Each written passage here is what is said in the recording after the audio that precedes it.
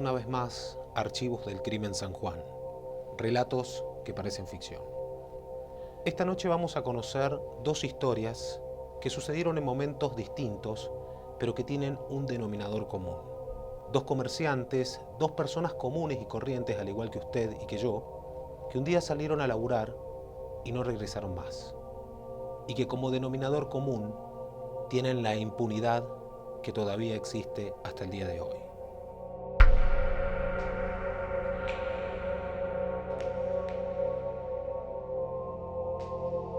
La primera historia que vamos a contar es de Rubén Avellaneda, un comerciante que no era muy conocido por muchos sanjuaninos, pero que a partir de febrero del 2003 fue tristemente recordado por lo que sucedió. Un hombre común que empezó de niño a trabajar de diferentes actividades hasta que finalmente se convirtió en un comerciante que tenía algunos puestos en las ferias tanto de Rawson como de Capital. Un laburante más, que vivía con su esposa Mari Castro, estuvo 24 años en matrimonio y producto de esa relación tuvo un hijo que, en el momento en el cual sucedió la tragedia, tenía 14 años. Un chico con el cual disfrutaba, además de ser el padre, de ser su compañero en la vida. Compartían grandes ratos estando juntos, como los momentos de distensión que tenían cuando Rubén no estaba trabajando. Los amigos y conocidos de Rubén le decían cariñosamente el Gordo Avellaneda, un hombre que vivía en la zona de La Legua, en Santa Lucía, y que después de mucho esfuerzo y trabajo había logrado abrir un almacén en ese lugar y también dos puestos de verduras en las ferias de Rawson y en la de Capital.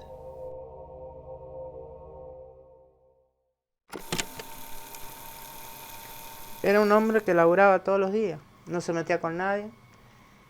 Era uno de los mejores puesteros que había, eso sí. El que mejor traía fruta y verdura en San Juan, te lo voy a decir.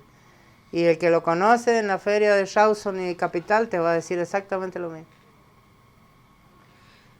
Era muy querido mi marido, no es porque ahora esté muerto ni nada por el estilo, pero era una persona que nunca hizo mal a nadie y tenía muchas amistades.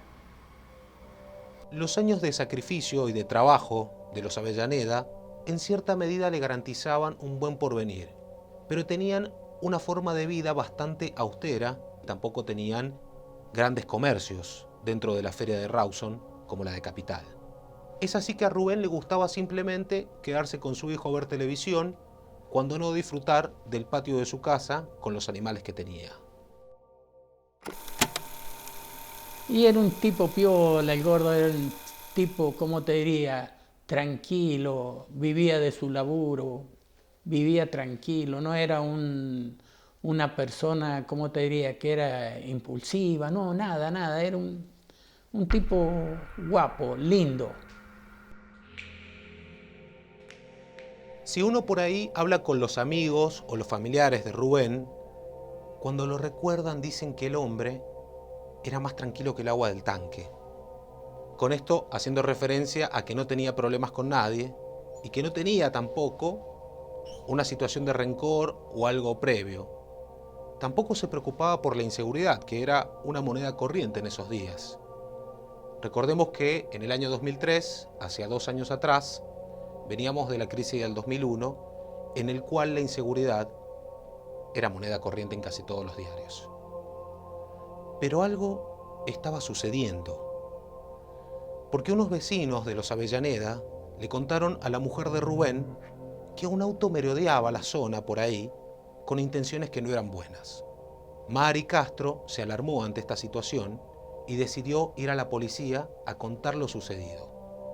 Así fue que acudió a la comisaría quinta de Santa Lucía para decir que un auto andaba recorriendo y visitando el lugar de noche cuando ellos no estaban para saber cómo era el movimiento. La policía, cuando le contaron esto, le dijeron que se quedara tranquila, que no se alarmara y que en el caso de que volviera a ver ese vehículo, le tomaran la patente del auto para después realizar alguna investigación.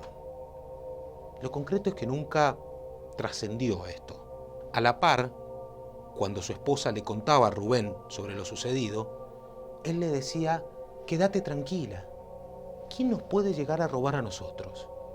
Lamentablemente, todas esas sospechas un día se volvieron realidad. Fue el jueves 6 de febrero del año 2003, cuando Rubén Avellaneda, como un día común y corriente, salió de su casa a trabajar a los mercados de la feria.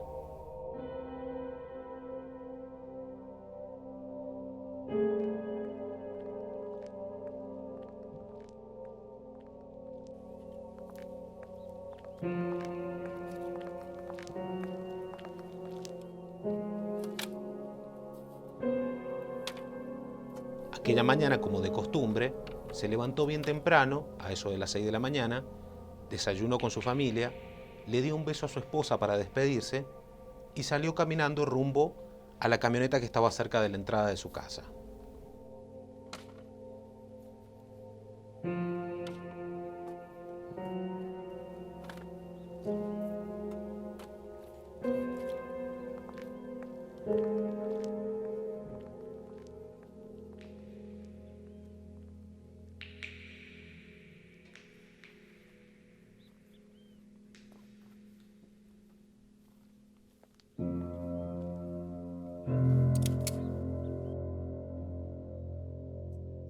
Pero en ese trayecto, cuando estaba a punto de llegar, algo pasó.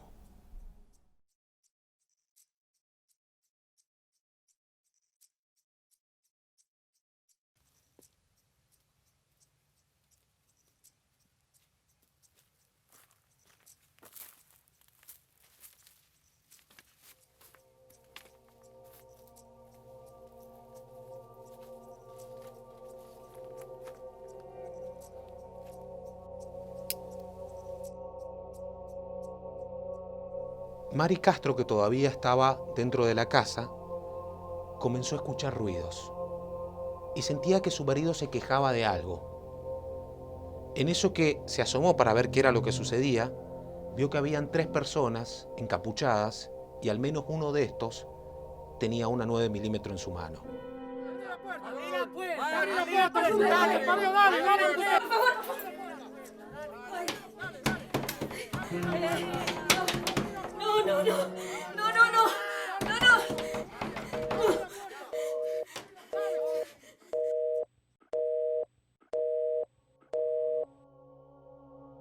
Cuando Mari vio toda esta situación, decidió rápidamente llamar a la policía.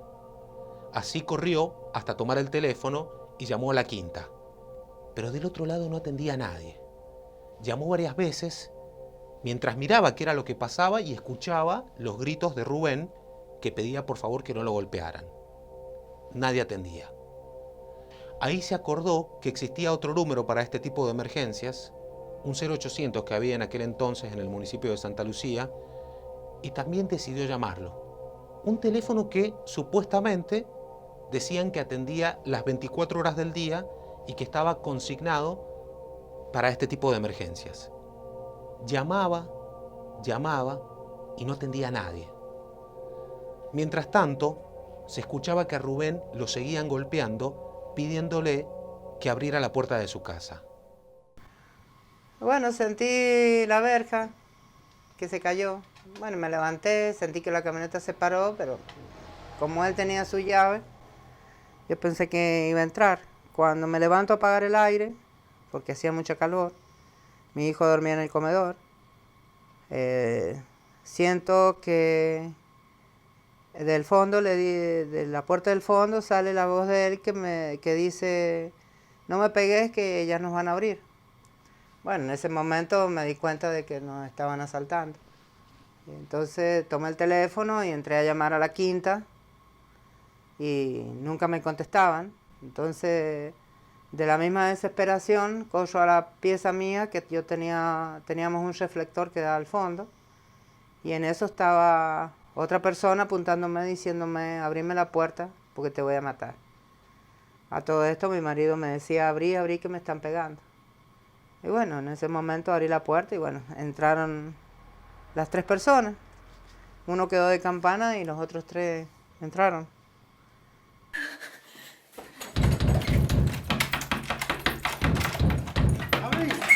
¡Abrí! No, perdón. Dale, Por favor, dale, por favor. la plata. ¿Dónde está la plata? Dale. Dale. Apenas ingresaron, redujeron al matrimonio y los tiraron en el suelo. Y otro de los integrantes fue a buscar al hijo del matrimonio que estaba escondido en una de las habitaciones. ¿Dónde está la plata? Mirá cómo te dejó la plata. Dale, ¿Dónde está la plata? dale la plata. Dale. ¿Dónde está la plata? Dale. Dale, dejó la plata. Dale, porque te voy a Dale tirar la plata, la vale. plata. Dale, ¿Dónde la plata. Dale, vamos. Dale, dale, caminá. Uno de los delincuentes tomó a la fuerza a Mari Castro, la condujo hasta una habitación y le dijo que le diera el dinero que tenían. Plata que supuestamente Rubén tenía guardada del trabajo en la feria. No, a mi hijo lo tuvieron con el revólver en la cabeza y a mí, bueno, me apuraban para que yo sacara la plata supuestamente que tenían. A todo esto, mientras sucedía este violento episodio, ingresó el cuarto miembro de la banda que oficiaba de campana afuera de la vivienda. Entró a las apuradas y les dijo a sus compañeros de atraco que se tenían que marchar, que algo estaba pasando. Y un vecino que vio lo que estaba pasando, que en ese momento también se levantaba él para ir a trabajar, lo arrastra al niño por la vereda al vecino para que alentara a la policía. Cuando se siente la sirena de la policía, sale el que está con mi hijo corriendo, sale el que está con él, el campana también supuestamente, y queda el que está conmigo. Cuando los ladrones escapan, Avellaneda decide ir a ver qué es lo que estaba pasando con su familia. Y fue en ese instante, en el mismo pasillo de la casa de los Avellaneda, que Rubén se encontró frente a frente con el último de los atacantes. Mi marido tenía una estructura grande y el que estaba conmigo era tipo menudo, así no tan grande. Se tiene que haber asustado al ver que él venía a buscarnos a nosotros. Pienso yo estaba en la pieza con mi hijo, imagínate, tenés a tu hijo que te están apuntando a la cabeza y no sabes nada. Lo único que sentí fue el estruendo, que cuando salimos con mi hijo lo vimos a él tendido en el piso.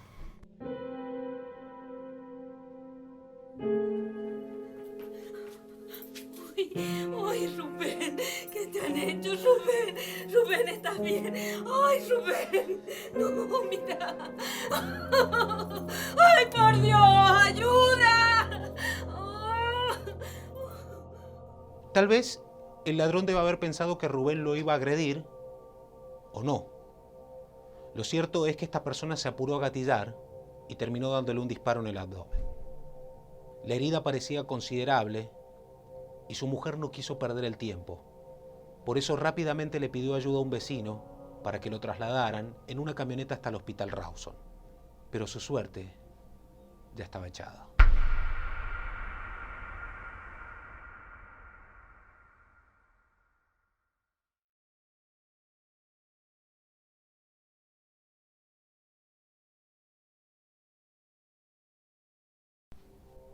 Continuamos con Archivos del Crimen San Juan.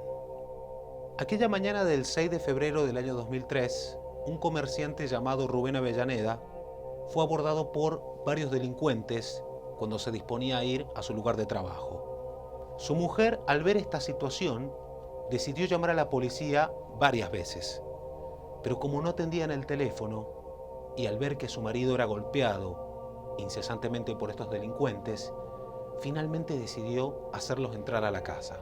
En ese interín recibió un balazo en el abdomen y tuvo que ser trasladado de urgencia al hospital Guillermo Rawson.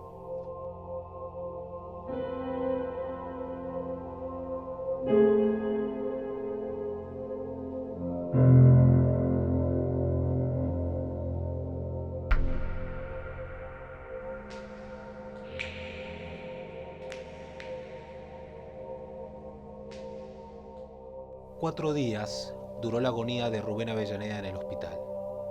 Fue la mañana del 10 de febrero del año 2003 que finalmente terminó falleciendo en una cama del nosocomio. Así, aquel asalto a mano armada que sucedió en Santa Lucía finalmente se convertía en un crimen con el asesinato de Rubén Avellaneda. A partir de este momento, la vida de Mari Castro, la esposa de Rubén Avellaneda, y la de su hijo, comenzó a signarse en desgracia.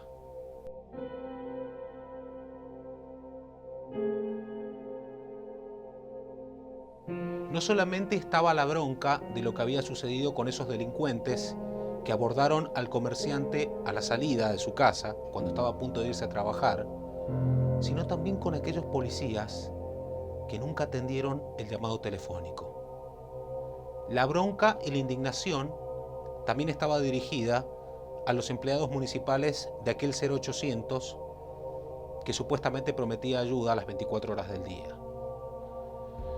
La viuda se cansó de maldecir a los efectivos policiales de la comisaría Quinta y a las autoridades judiciales.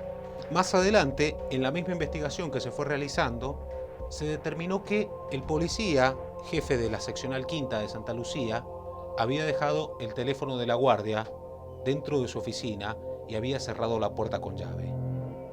Algunos tal vez tomen esto como un error fatídico o un tremendo acto de negligencia, porque lo cierto es que esta desgracia tal vez podría haber tenido otro desenlace si la policía o las mismas autoridades que atendían el 0800 de Santa Lucía acudían hasta la casa de los Avellaneda cuando eran abordados por estos delincuentes. Yo agarré el teléfono porque lo teníamos en el comedor y entré a llamar a la Quinta como 5 o 6 veces. Y en ese tiempo estaba el 0800 de la municipalidad también, que era para la comunidad, supuestamente. Cosa que nunca me atendieron. Por eso fue que tuve que dejar, porque no me atendían, y a mi marido le estaban pegando en el fondo para poder entrar por la puerta de atrás. Pero nunca me atendieron.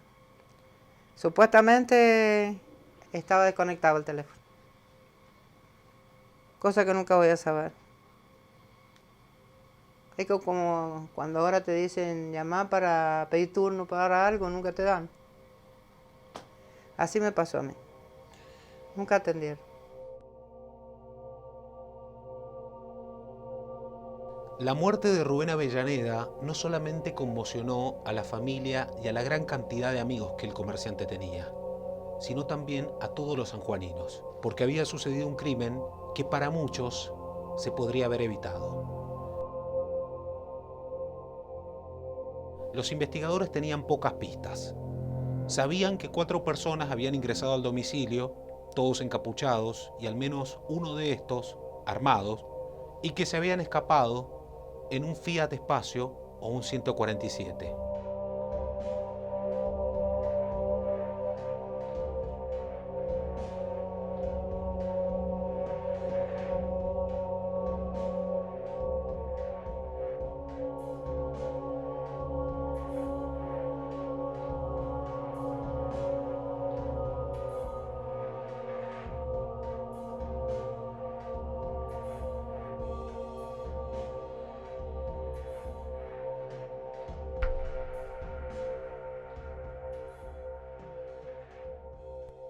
A los días que murió Rubén Avellaneda, la policía dio con 2 allanamientos.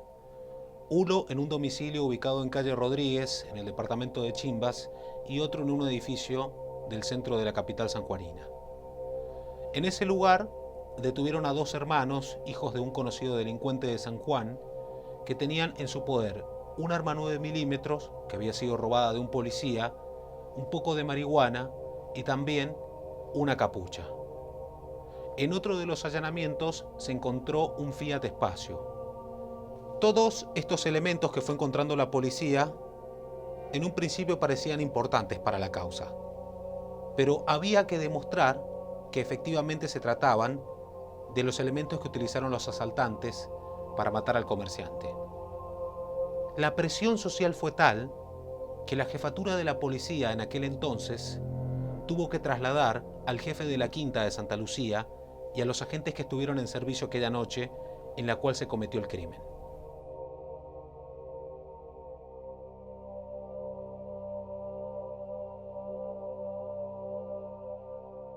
Esto de todas maneras no calmó la bronca y el pedido de justicia que tenía Mari Castro, que junto a sus hijos, familiares y amigos de Avellaneda organizaron diferentes tipos de marchas. Una de estas, por ejemplo, sucedió desde el domicilio de los Avellaneda hasta la comisaría quinta para reclamar justicia y para que esto no quedara de una manera impune. Por otra parte, se organizaron marchas frente a tribunales y en las inmediaciones de la Plaza 25 de Mayo para pedir finalmente que se esclareciera el hecho sobre la muerte de Rubén Avellaneda.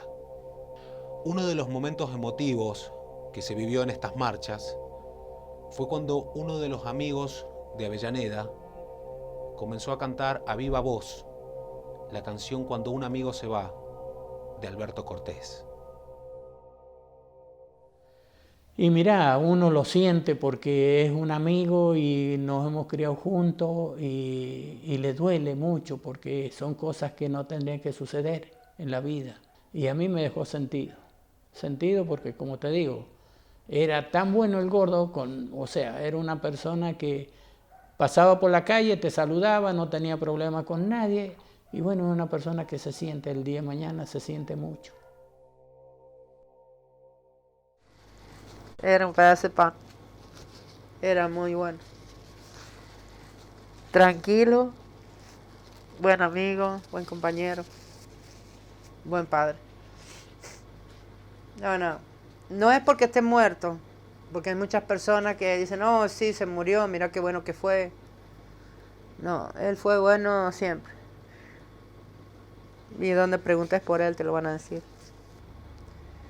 Y el día del sepelio le cantaron, nunca subió al coche duelo, lo llevaron caminando al cementerio, cantándole los amigos. Eso no se lo hacen a cualquiera, solo a él.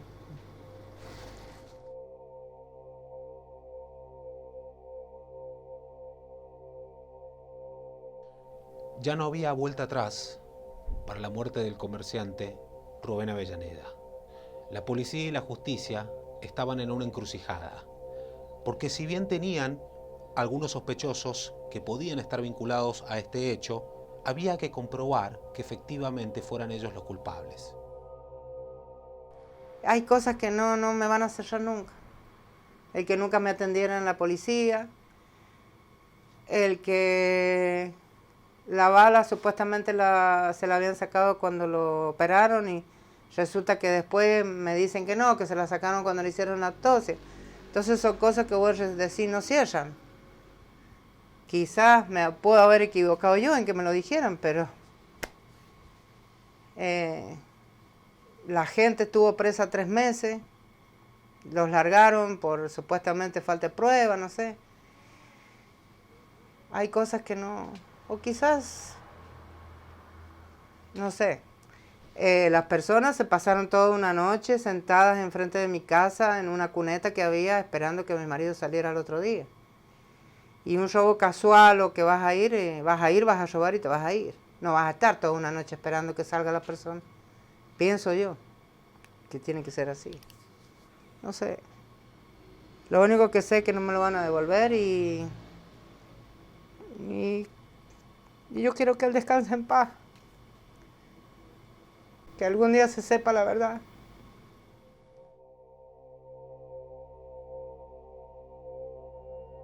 La realidad demostró que las esperanzas por tratar de esclarecer a este crimen se fueron desvaneciendo con el paso del tiempo y el asesinato de Rubén Avellaneda quedó impune.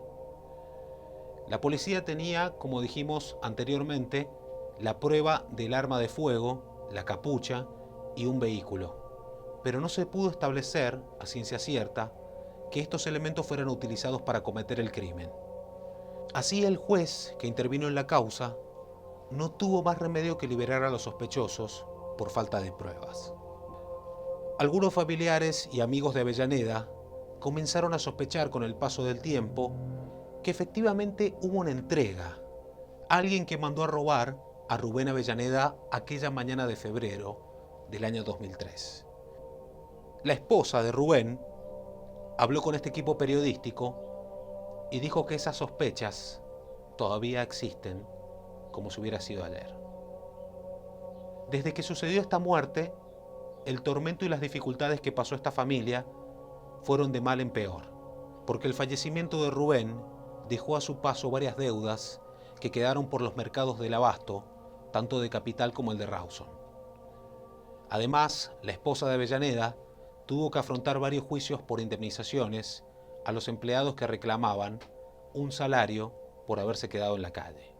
Por otro lado, Mari Castro contó que siguió viviendo con miedo, que tuvo que cambiar a su hijo de escuela, cambiar el teléfono e incluso contratar una custodia para que vigilara al adolescente que había perdido a su padre.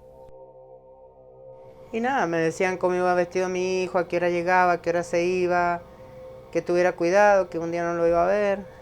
Y bueno, todo eso me llevó a no hacer más marcha, porque mi hijo estaba vivo y no me lo iban a devolver. Y todo eso te lleva a seguir laburando, a caer, a no tener nada, y un día decir, no, tengo que salir adelante, y bueno, y poner el pecho a la bala y salir. La vida de estas personas que presenciaron aquel ataque de los delincuentes en Santa Lucía, en aquel febrero del 2003, cambió para siempre. No solamente por las dificultades económicas que pasaron, sino también porque nunca se esclareció este crimen. Y con el paso del tiempo, la herida nunca terminó de cerrar. Mari Castro, a la par de esto, nunca volvió a formar pareja. Y hoy en la actualidad vive con su hijo, su nuera y sus nietos. A fin de cuentas pasaron más de 17 años de que ocurrió el crimen contra Rubén Avellaneda. Y aún así, todavía sigue siendo una cuenta pendiente para todos los sanjuaninos.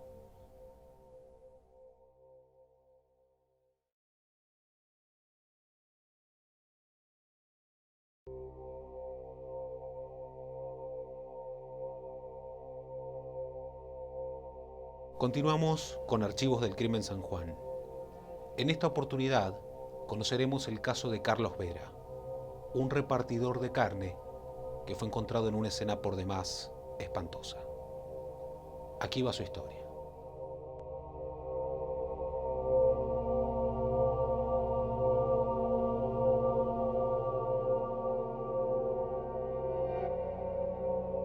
La historia de este crimen comienza de una manera aterradora. Una camioneta con las luces encendidas, la puerta de uno de los ocupantes abierta y en el suelo la peor escena.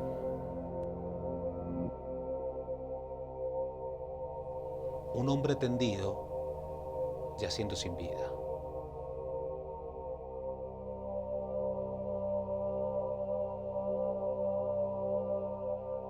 La historia de Carlos Vera nos remonta al año 2001.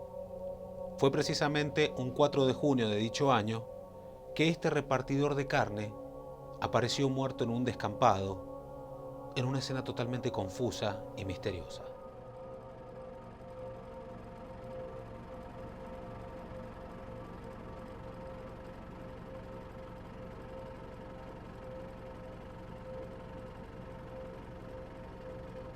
Decimos que este crimen dejó varios interrogantes porque Carlos era una persona común y corriente, un laburante más como cualquier otro. Un hombre que trabajaba repartiendo carne en varios comercios distribuidos en la zona de la Bebida, en Rawson y en Trinidad. Oriundo de Valle Fértil, que había llegado al Gran San Juan con la esperanza de establecerse junto con su familia. Él mismo estaba casado con una mujer llamada Aquilina Mercado y junto con sus 3 hijos vivían en el barrio Ceramista 2 de Pocito. Esta persona trabajaba repartiendo carnes en un principio para los frigoríficos, pero después, como fue conociendo el negocio, y quiso probar suerte como comerciante particular, decidió empezar a comprar carne en los mayoristas para luego revenderla. No era que digamos tampoco un hombre de negocios que tenía un frigorífico o algo por el estilo. Simplemente era un pequeño comerciante que tenía algunos clientes a los cuales acudía con frecuencia, les vendía el producto y luego a los días iba y les retiraba el dinero que les tenían que pagar. Carlos no tenía una casa lujosa y nada llamativo que atrajera la atención de los delincuentes. Como decíamos con anterioridad, esta persona simplemente había decidido probar suerte y trabajaba arduamente en la semana para poder lograr su sueño de financiarse a sí mismo. Fue así que logró comprarse una camioneta Ford F100, a la cual logró equipar con una cámara frigorífica, y esta era la que utilizaba para hacer los repartos en algunos departamentos de San Juan.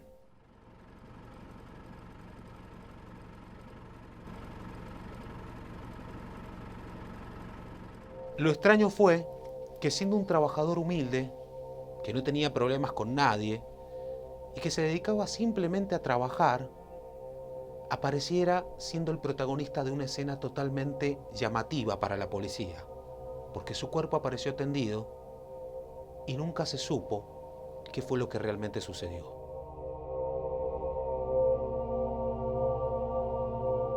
Haciendo una retrospección a lo que sucedió aquel 4 de julio del 2001, vamos a decir que Carlos salió a trabajar habitualmente como lo hacía de costumbre.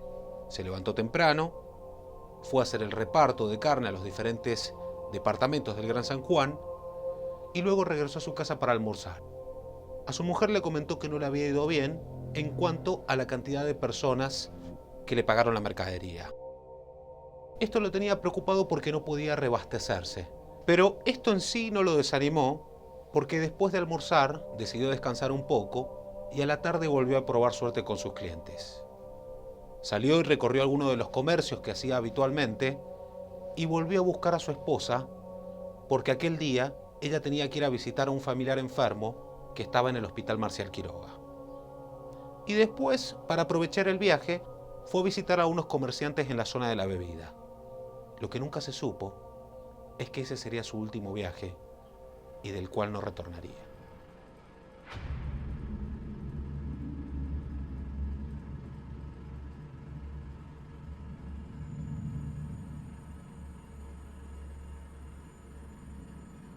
Posterior a ver a ese cliente, decidió frenarse a jugar al metegol con un muchacho que conocía. Después siguió su paso y es aquí donde no se saben más datos acerca de qué fue el destino de Carlos. Porque aproximadamente a las 21 horas de aquel 4 de junio del año 2001, el cuerpo de Carlos apareció tendido en un descampado en calle Pellegrini, calle 5, en el límite de Rivadavia y Pocito.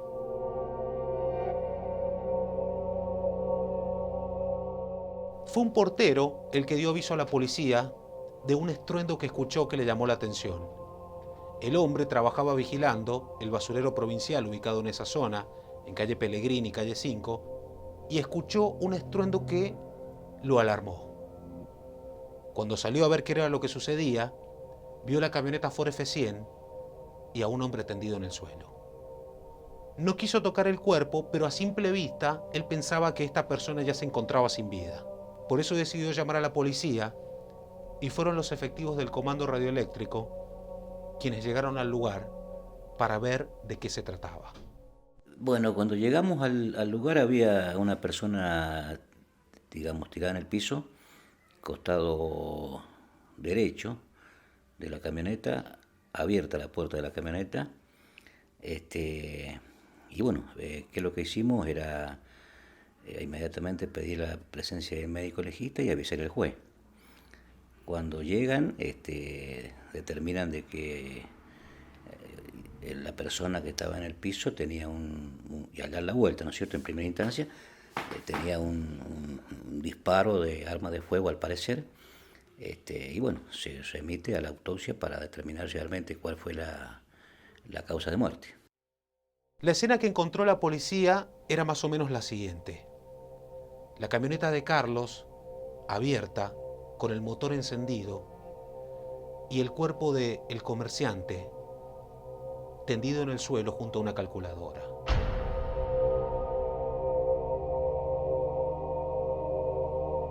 El hombre estaba con sus pertenencias al lado. Tenía su reloj de pulsera, le faltaba la billetera con algunos pesos, pero dentro del vehículo había una suma de 1.000 pesos.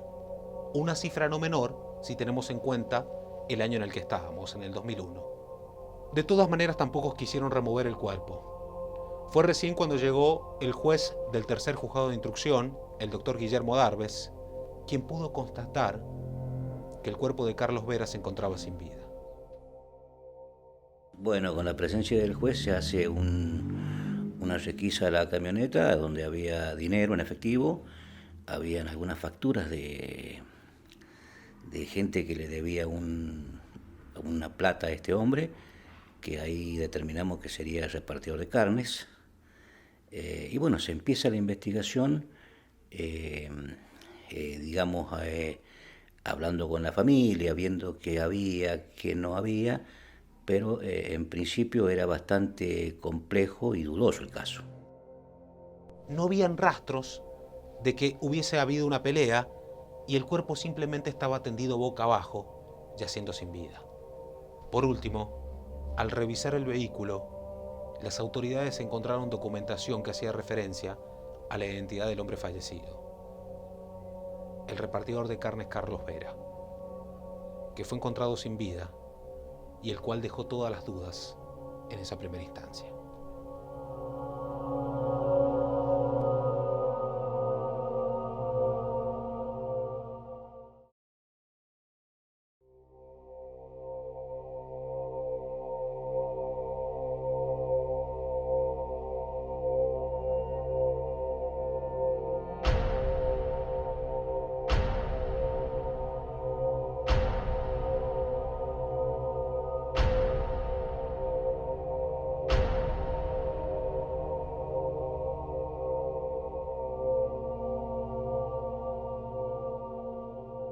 En primera instancia hablamos con la familia y como te decía que habían unas facturas de gente que le debía un importe mínimo de dinero justamente por la venta de carne, empezamos a hablar con mucha gente para ver y no descartar ninguna hipótesis, ¿no? Trabajamos sobre lo pasional, no había nada, deudas pocas, problemas de competencia tampoco no había, pero muy poco.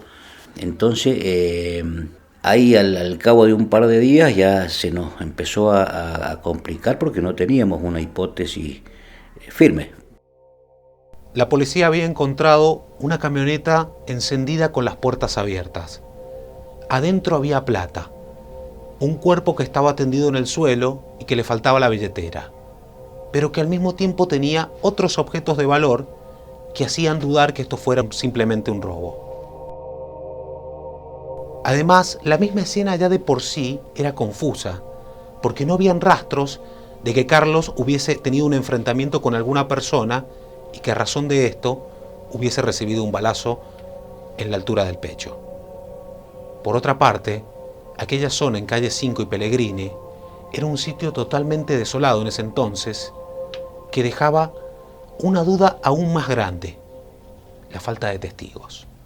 Y bueno, complicó la investigación que, en primer lugar, el lugar donde fue encontrado era un lugar desolado, no había casa, no había gente que pasara por el lugar, y si pasaban eran muy, muy distanciados.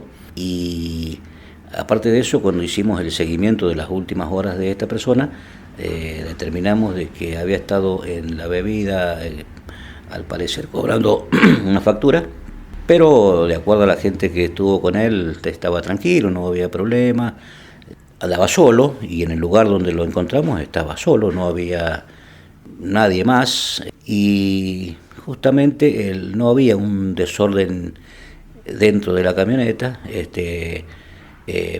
al igual que un intento al parecer de defensa de esta persona tampoco, porque él estaba en el piso,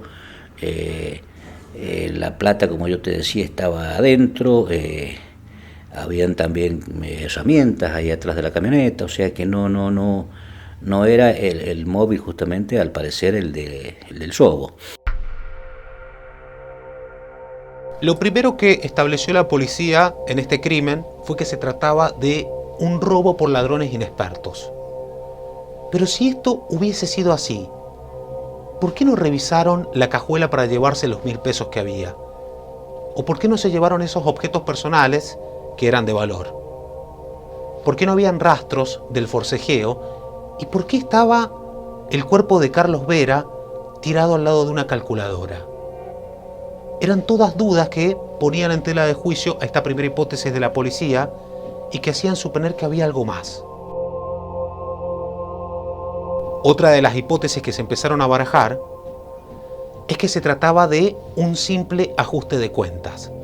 Pero Carlos era tan solo un comerciante. Simplemente había empezado a probar suerte y con el mismo trabajo que había hecho él, había logrado comprar una camioneta para distribuir carne. Por lo tanto, también hacía dudar esa hipótesis de la policía. La investigación que realizó la policía los llevó hasta aquel muchacho con el cual Carlos Vera había estado jugando al metegol. Fue el primer detenido. E inmediatamente, cuando se hicieron las averiguaciones, se logró determinar que esta persona tenía antecedentes penales.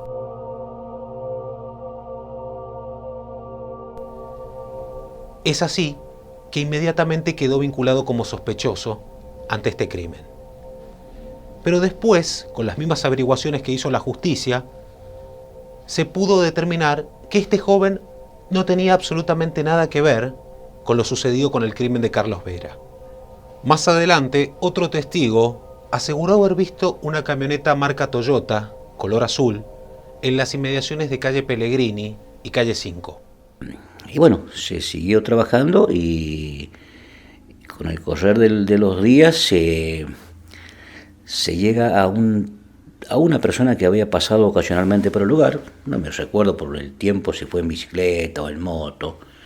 Y bueno, ya había visto justamente en ese lugar una camioneta con unas características especiales que se empezó a seguir esa hipótesis porque, como te decía, no había otras.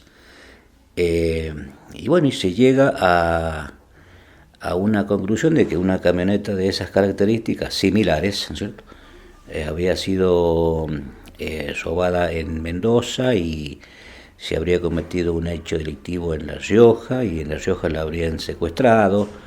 Se mandó una comisión, se trajo esa camioneta, la vio el testigo, la reconoció, pero habían, digamos, en ese momento varias camionetas de características parecidas, o sea que era importante, pero no era determinante. La otra versión que se instaló fue que a Carlos Vera lo habían mandado a matar porque éste debía plata.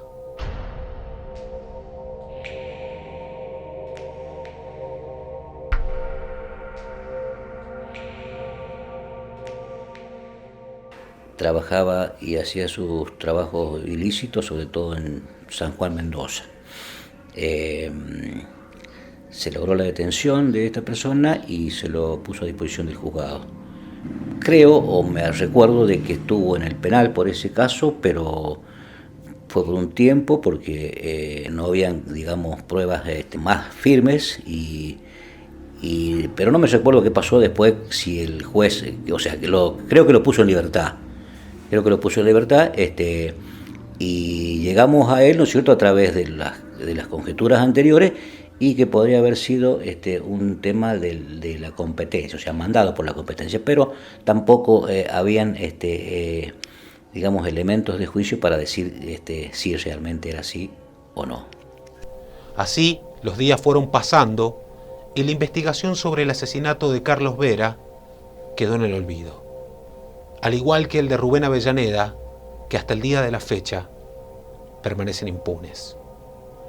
Si bien el tiempo pasó, la familia de Carlos, como también la de Rubén, nunca pudieron sanar sus heridas, porque nunca se hizo justicia. Y si bien esto tal vez remueva trágicas memorias, no se puede olvidar lo que sucedió, y alguien lo tenía que recordar. Esto fue Archivos del Crimen San Juan. Relatos que parecen ficción. Nos vemos en el próximo capítulo.